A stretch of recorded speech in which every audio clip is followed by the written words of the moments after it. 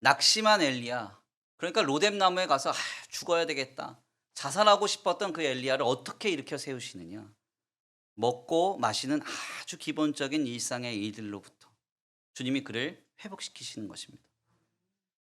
우리의 감정이 우리를 사로잡고 우리의 은혜를 잃어버리게 만들 때 하나님보다 다른 것을 두렵게 하면서 문을 닫고 그 불안과 낙심을 가중시킬 때 하나님은 우리의 일상의 은혜로 찾아오셔서 우리를 일으켜 세우세요.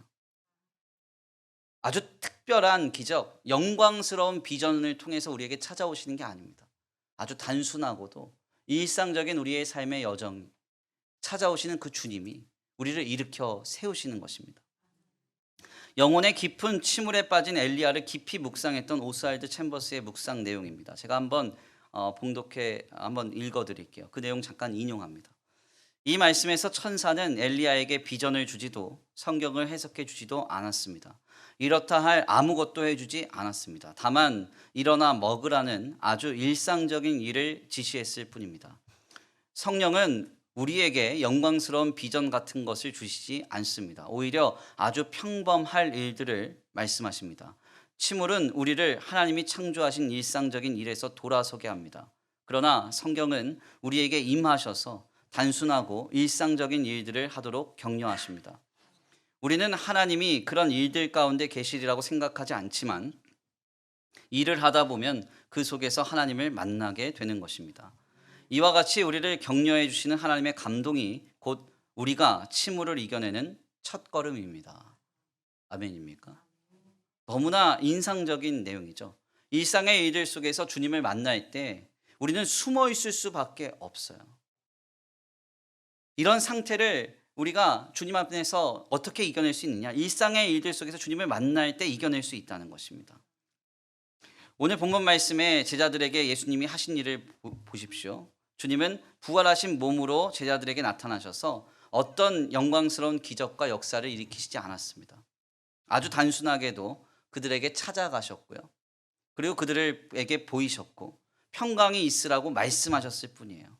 3년 동안 동거동락했던 모습 그대로 오셔서 아주 일상적으로 그들을 만나 주셨을 뿐입니다.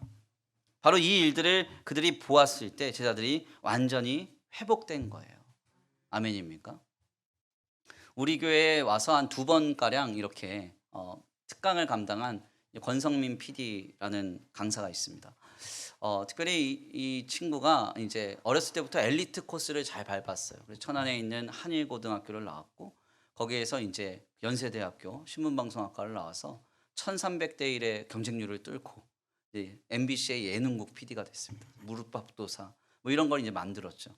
중요한 건 뭐냐면 이 친구가 이제 군대에 있을 때 그렇게 승승장구하다가 전방 부대를 갔는데 너무 무시당하고 힘들고 어렵고 이러니까 우울증이 찾아왔습니다. 마음이 완전히 무너진 거예요. 그래서 뭘 먹어도 아무것도 섭취가 안 되고 다 토하고 키가 저보다 훨씬 큰데 한 40kg 가까이 떨어진 거예요. 근데 이 친구가 전역을 할 때는 국방부 장관 표창 받고 전역했거든요. 이런 반전이 어디서 일어났느냐? 우리 교회 와서도 강의를 할 때 말했는데요. 놀랍게도 빨래를 하다가 감동이 찾아왔대요. 그 감각이 자기를 살렸대요. 놀랍지 않습니까? 그러니까 우리 생각에는 그렇게 생각합니다. 하나님이 나를 회복시키시기 위해서는 아주 초월적인 기적, 누구도 감히 예상할 수 없는 영광스러운 어떤 하나님의 역사 속에서 내가 회복되고 일어나게 될 것이다 생각하는데 그렇지 않습니다. 엘리야도 천사를 통해서 먹고 마시는 일상적인 일들에서부터 시리에 빠진 제자들도 늘 3년 동안 동거동락했던 그 부활의 주님을 일상적으로 만남에서부터 거기서부터 주님이 그들을 세우시고 일으키신 역사가 시작된 거예요. 특별히 우리가 부활의 주님께서 제자들을 찾아오시고 제자들에게 말씀하시며 자신의 손과 몸을 보이신 사건 속에서 한 가지 주목해 봐야 할 점은 부활의 주님께서 시간과 공간을 초월하셔서 제자들에게 찾아오셨다는 점입니다. 여기서 확인되는 것은 하나님의 역사의 편재성이에요. 하나님은 모든 곳에 계시고 아니 계신 곳이 없으시다는 것이죠. 즉 오늘 우리는 우리의 삶의 모든 일상 모든 곳에서 부활의 예수님을 만날 수 있습니다. 특별한 일들 속에서가 아닙니다. 우리가 상상하는 어떤 크고 화려한 영광스러운 역사 속에서가 아닙니다. 지극히 평범한 일상 속에서 부활의 예수님 우리에게 찾아오실 거예요. 우리에게 말씀하실 것입니다. 그리고 우리와 함께 하시고 우리에게 자신을 보이실 것입니다. 그 주님의 만남으로 너희에게 평강이 있을지어다 말씀하신 그 주님의 평강으로 충만케 되는 은혜가 있게 되기를 간절히 축원합니다. 귀한 말씀의 결론을 맺겠습니다. 안식 후 첫날 제자들은 두려움에 빠져 숨었고 문을 닫아버립니다. 바로 전날까지 하나님 안에서 안식하며 지낸 은혜는 온데간데 사라지고요.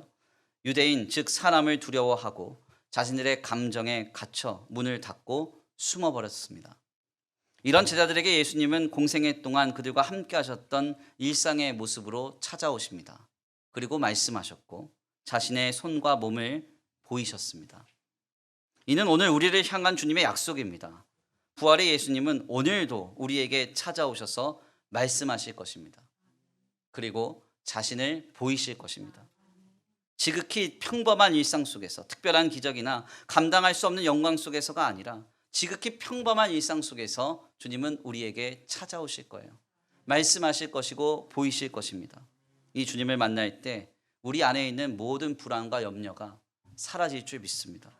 너희에게 평강이 있으라 하신 그 주님의 평강이 오늘 우리 가운데 충만히 역사되기를 간절히 축원합니다.